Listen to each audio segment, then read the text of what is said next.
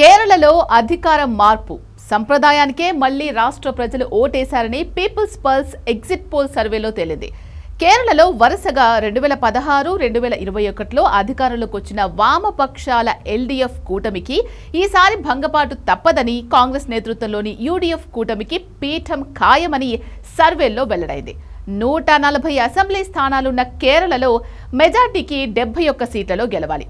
Kerala 2026 assembly ఎన్నికల్లో UDF 75 నుంచి 85, LDF 55 నుంచి 65, ఇక ఎన్డీఏ 0 నుంచి 3 స్థానాల్లో గెలిచే అవకాశాలు ఉన్నాయని సర్వేల్లో తేలింది.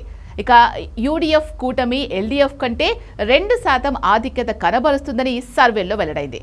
ముఖ్యమంత్రి పినరాయి విజయన్ నేతృత్వంలోని ఎల్డీఎఫ్ ప్రభుత్వం పనితీరుపై సర్వేల్లో చూసుకున్నట్లయితే 55.1% సంతృప్తి వ్యక్తం చేసినా కూడా ఎల్డీఎఫ్కు మళ్లీ అధికారం కట్టబెట్టకపోవడం ఇక్కడ ముఖ్యమైన విశేషం.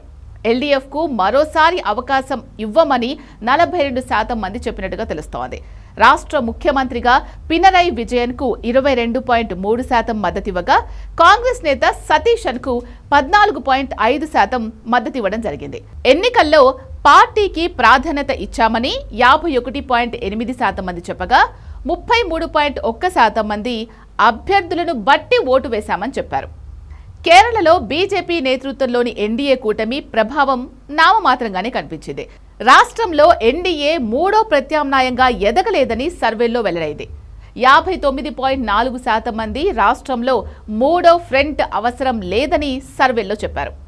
కేంద్రంలోని ఎన్డీఏ ప్రభుత్వంపై 50.9% మంది అసంతృప్తిని వ్యక్తం చేశారు. డబుల్ ఇంజన్ ప్రభుత్వం ప్రచారంపై కేరళలో ఆసక్తి కనిపించలేదు. ఎల్డీఎఫ్, యూడీఎఫ్ కూటముల మధ్య ముఖాముఖి పోటీ జరిగిన కేరళలో 10 ఏళ్ల వామపక్ష ప్రభుత్వానికి ప్రజలు బ్రేకులు వేసినట్టు పీపుల్స్ పల్స్ సర్వేలో తెలిసింది.